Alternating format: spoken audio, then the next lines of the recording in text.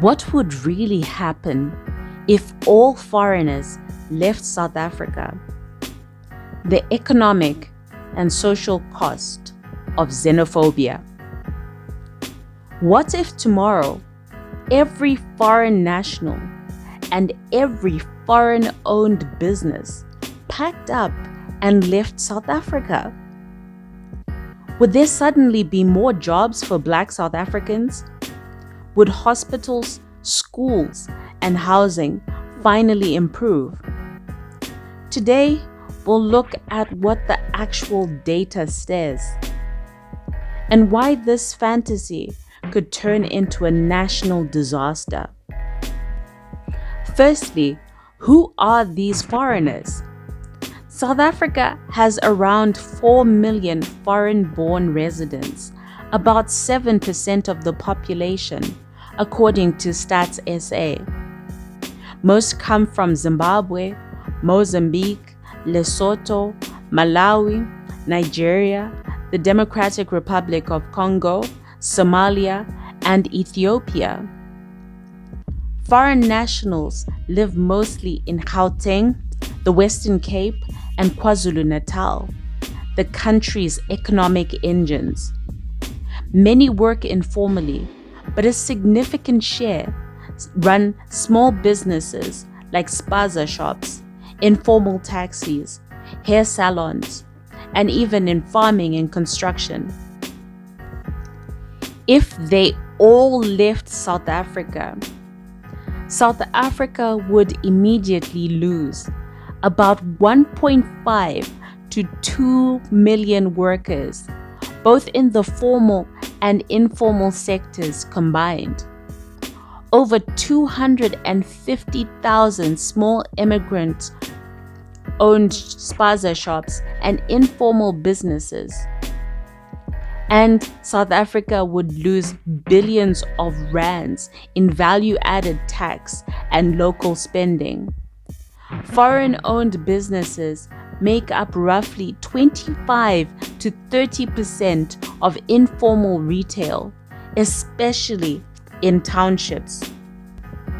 According to research, the informal economy contributes up to 6% of the gross domestic product, or 240 billion rand, to the South African gross domestic product. Removing foreigners would wipe out a big part of this. Foreigners also rent houses and rooms in townships, providing income to South Africans estimated at 20 to 30 billion rands a year. The formal economy would lose tens of thousands of foreign professionals like doctors, nurses, engineers, and lecturers.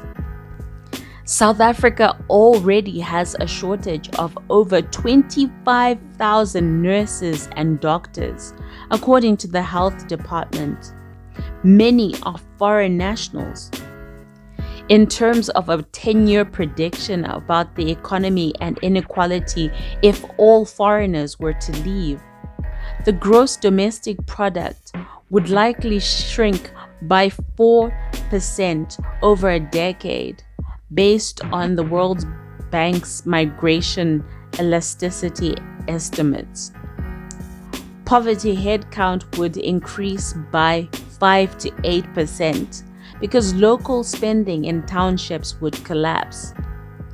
The Gini coefficient right now, which is around 0.63, one of the world's highest, could worsen as the poor lose cheap goods and rental income.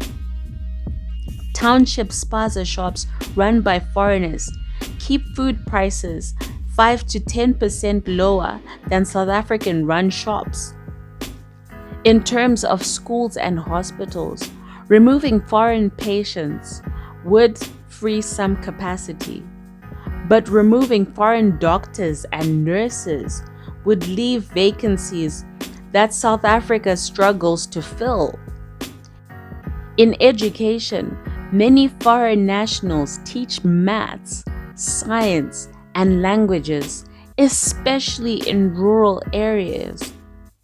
South Africa already has 24,000 teacher vacancies. Losing immigrant teachers could deepen this crisis. And in terms of jobs, would Black South Africans benefit? Foreigners mostly work in jobs locals don't want to work, like farm laborers, domestic work, spaza shops, and hawking. In small businesses, 90% of immigrant traders hire South Africans. Removing them wouldn't mean South Africans would suddenly start informal trading. Many tried, but failed due to limited capital and high crime. Instead of rising, employment would likely decline as a whole, as the microeconomies vanish. So what is the real problem that Black South Africans are ignoring? Statistics show over 50% youth unemployment is driven by low growth and skills gaps, not foreigners. Corruption has cost the economy over 1.5 trillion rand in the state capture decade. The richest 10% hold over 80% of the wealth, mainly still along apartheid racial lines. During the 2008 xenophobic violence, over 60 people died. Most were poor migrants, yet inequality and corruption continued untouched. Now, what about foreign-owned formal businesses? So far, we've looked at foreign migrants running small shops, taxis, and services.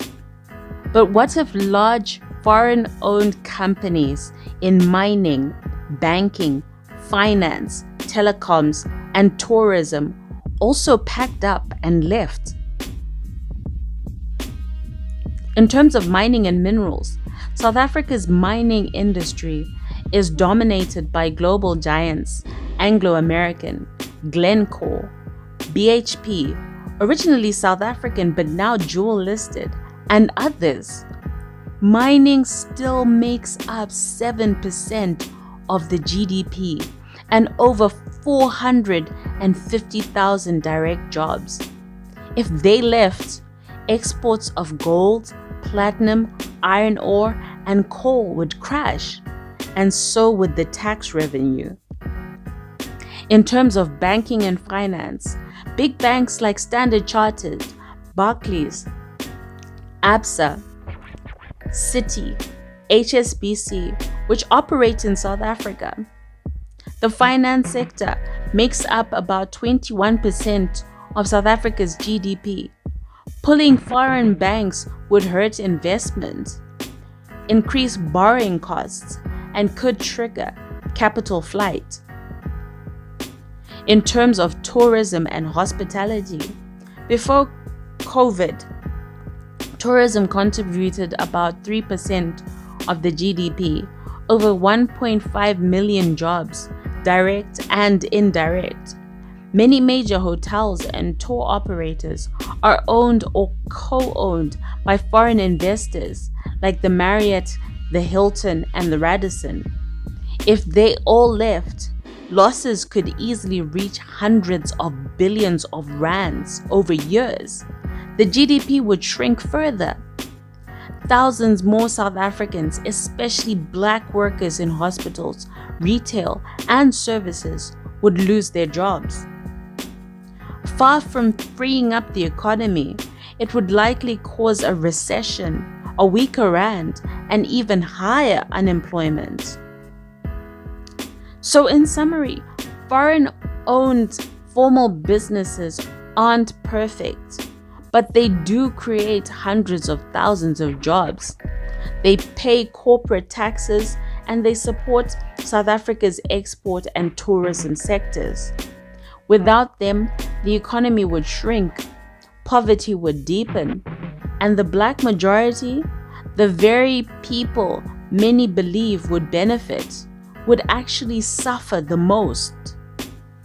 So overall, Driving out migrants won't fix broken hospitals, underfunded schools, or deep inequality. The real enemy isn't the foreigner next door, it's corruption, economic exclusion, and a system that keeps the black majority poor. Until that is fixed, blaming foreigners won't heal South Africa. It might break it up even further.